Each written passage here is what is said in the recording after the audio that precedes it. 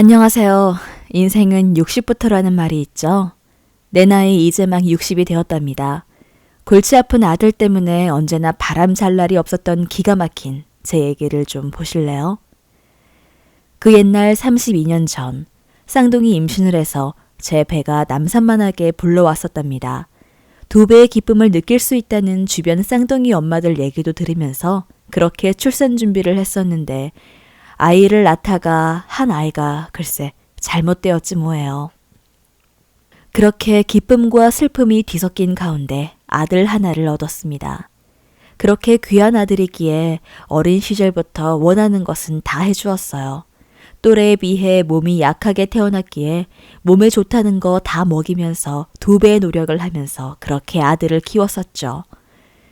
그런데 그런 부모의 환경이 아이한테 역효과로 나타나게 된 것 같아요. 이제 와서 생각해 보니까 아들이 너무 본인 중심적으로 돌아가는 생활을 하다 보니까 터울이 많든 동생이 태어났는데도 전혀 예뻐하기는커녕 동생을 시기 질투하더라고요. 남들은 나이 차이 나는 늦둥이를 낳으면 위의 아이가 많이 도와준다고 하잖아요. 우리 큰아들은 전혀 그런 것이 없었답니다. 그렇게 자기가 세상 1등인 줄 알고 사는 큰아들은 학창시절에서도 학교에서 꽤나 사고치기로 유명했죠. 어린 동생 데리고 제가 학교를 얼마나 들락날락했는지 몰라요. 남편이 뒤늦게 무섭게 훈육을 시키려고 노력은 했지만 워낙 어린 시절부터 버릇이 되어서 그런지 쉽지 않더라고요. 그렇게 사고뭉치로 자라서 변변한 직업 없이 알바만 전전하던 녀석이 어느 날은 결혼을 한다고 하는 거 아니겠어요? 아닌 밤중에 웬 날벼락, 결혼이라뇨. 직장도 없이 부모님 돈이 다 자기 돈인 줄 알고 펑펑 갖다 쓰는 주제에 결혼은 어떻게 하고 한 가정은 어떻게 책임진다는 건지 황당하더라고요. 그럴 일이 있다면서 결혼한다는 여자를 집에 데려왔는데 글쎄 뱃속에 아이가 있더라고요. 임신했다고 당당하게 말하는 여자아이는 20대 초반에 앳된 얼굴을 하고 있었답니다. 아가씨, 혹시 부모님은 임신 사실을 알고 계셔? 물어봤더니 부모님은 지방에 살고 계시고 본인은 직업 때문에 친구랑 자취하고 있는데 아직 말씀 못 드렸다고 하더라고요. 그리고 부모님이 이혼 중이라서 각자 본인들 살기 바쁘셔서 본인한테 별로 관심이 없다고 하는 거예요. 이건 또 무슨 말인 건지. 그래도 딸이 혼전 임신을 했다는데 관심이 없을 부모가 어디 있겠어요. 당시 여자친구는 20대 초반에 미용실 스텝으로 일을 배우며 알바를 하는 중이었고 우리 큰아들이 미용실에 손님으로 갔다가 연애를 하게 되었다고 하더라고요. 더군다나 우리 아들이 돈이 많은 줄 알고 이 아이는 우리 집에 엄청난 기대를 하고 왔답니다. 대번에 저에게 서울에 있는 아파트랑 차가 먼저 필요할 것 같으니 거처를 마련해달라고 하더라고요. 설마 있는 집에서 아이까지 임신한 예비 며느리를 계속 친구 집에 나누진 않으시겠죠? 하면서 말이에요. 그러면서 서울에 있는 대단지 아파트로 30평은 되어야 한다면서 아주 당당하게 말을 하고 자동차도 곧 태어날 아기를 위해서 중형급 이상으로 안전성이 중시되는 새 차로 바꿔야 한다고 요구를 했답니다. 나 참 어이가 없어서 말이에요. 부탁을 하는 것이 아니라 아주 당당하게 그래야만 한다고 그리고 3달 안에 꼭 다 해놓으셔야만 한다고도 덧붙였답니다. 아직 어린 여자애가 어쩜 그렇게 세상 물정에 대해서 어른한테 따박따박 말을 하는 꼬라지가 너무 얄미운 거 있죠. 자식복도 지지리도 없지. 좀 제대로 된 여자 만나서 정신 차리고 살면 좋겠다고 그렇게 속으로 빌었건만 다 제 은공이 부족해서 그런 것 같아요. 어디서 데려와도 저런 아이를 데려오다니 아들과 하는 짓이 아주 쌍으로 똑같더라고요. 여자친구가 집에 가고 어이가 없이 남편과 소파에 한참을 멍하게 앉아 있었답니다. 그렇게 애지중지 키웠건만 30살이 넘도록 부모 내복 한 벌 사주는 법이 없이 아직도 돈을 갖다 쓰면서 이제는 아이까지 만들어 와서 더 돈을 내놓으라고 하니 말이에요. 남편이랑 저는 한동안 할 말을 잃고 멍하게 서로 바라보았어요. 어디서부터 뭘 어떻게 해야 할지 모르겠다고 생각했답니다. 아이를 만들어 왔는데 변변한 일자리 없이 알바로 한 달에 100만 원 조금 넘는 돈으로 자기 술값도 못 메꾸고 있는 아들이 어떻게 자식을 부양하고 먹여 살린단 말이에요. 도와주고 싶은 마음은 눈꽃만큼도 없지만 그렇다고 임신까지 한 여자친구를 나몰라라 할 수는 없으니까요. 어차피 아들을 결혼시키려면 평범한 가정에서도 집을 구해주는 것이 부모의 도리라 생각해서 다음 날부터 집을 보러 다니기 시작했습니다. 몇 군데 부동산에 들러서 이곳저곳을 둘러보기 시작했는데요. 서울에 있는 30평대 대단지 아파트는 너무 비싸기 때문에 25평대의 빌라 전세로 알아보고 마침 괜찮은 집이 나온 것 같아서 아들한테 와보라고 했죠. 여자친구와 함께 집을 보러 왔는데 오자마자 한다는 소리가 글쎄. 어머님, 전 이런 집에서 못 살아요. 어머님은 하나밖에 없는 손주를 이런 빌라에서 키우고 싶으세요? 이럴 거면 차라리 어머님 집을 저희 주시고 어머님이 이 집으로 이사 가시는 게 어떠세요? 하는 거 아니겠습니까? 옆에 있던 못난 제 아들까지 덩달아서 맞다고 맞장구를 치면서 자기네는 이제 신생아 아기가 있으니까 최대한 좋은 환경에서 키워야 하는 게 맞는 거라고 하더라고요. 순간 남편과 함께 귀를 의심했습니다. 이런 고약한 것들 하는 짓거리하고는 어디서 자기랑 똑같은 여자를 데리고 와서 둘이 한패로 부모 알기를 우습게 알고 막말을 짓거리냐고 하는 말이 목구멍까지 차올랐지만 차마 그 얘기는 하지 못하고 집으로 돌아왔답니다. 너무나 황당하고 어이가 없었지만 제 아들인걸요. 남편과의 상의 끝에 저희는 좀 무리를 해서라도 아파트 전세를 얻어주기로 했습니다. 이것만 해주면 이제는 정신 차리고 네 가정은 네가 책임지고 먹여 살려라라고 얘기도 했답니다. 아들놈은 편의점 알바하는 곳에서 시간 연장해서 근무하면 아껴 쓰면서 산다고 웬일로 그런 말을 하더라고요.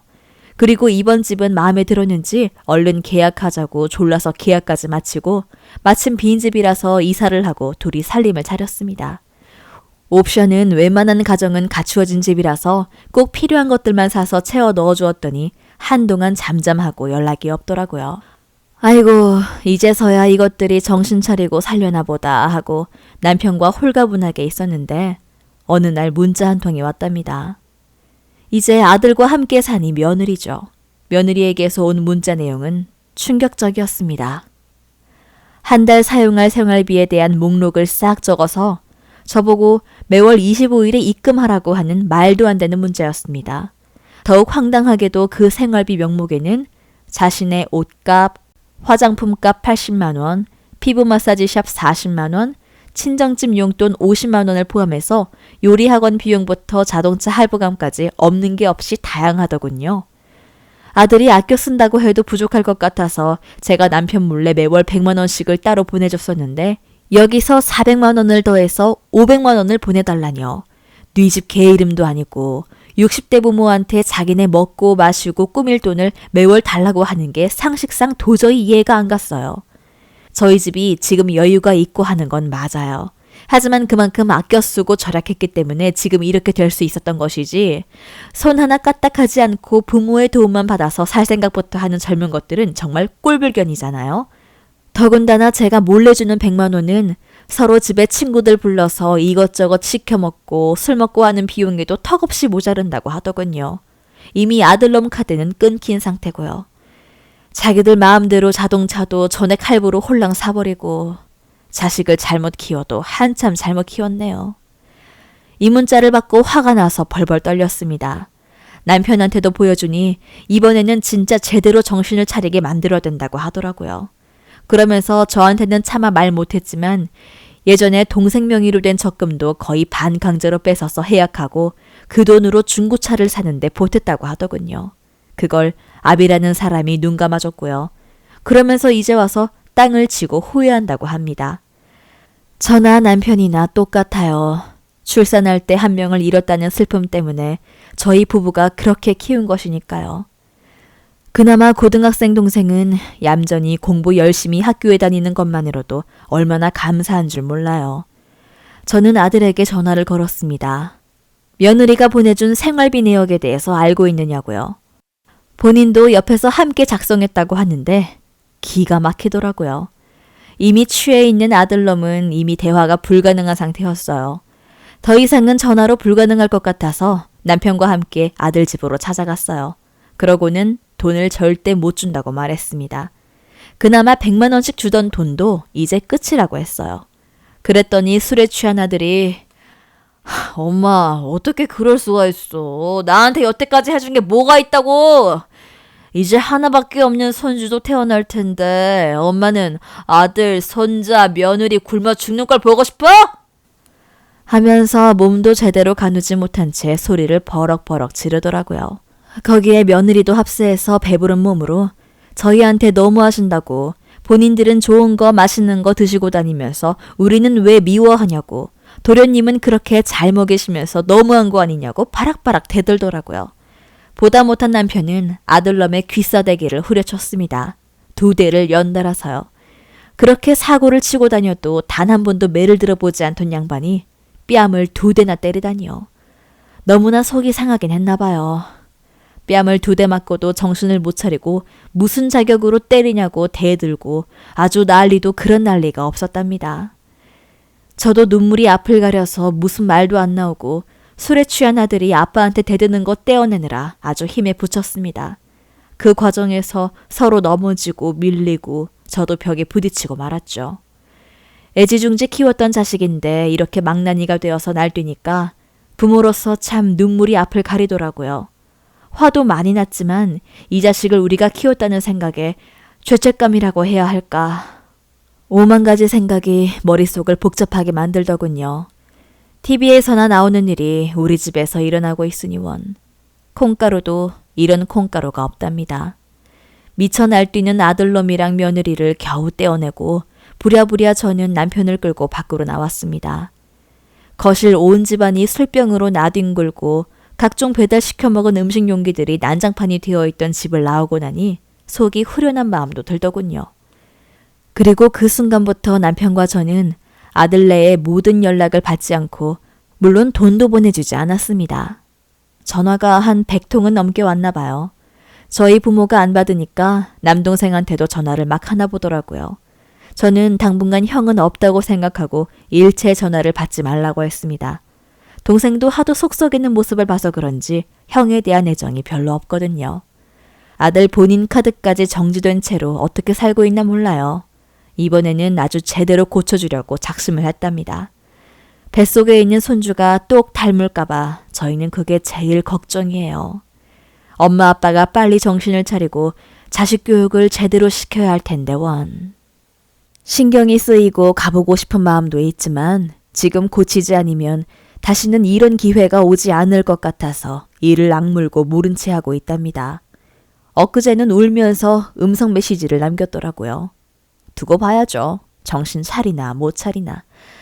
아휴, 저같이 자식 문제로 속 썩는 부모가 또 계시려나 몰라요.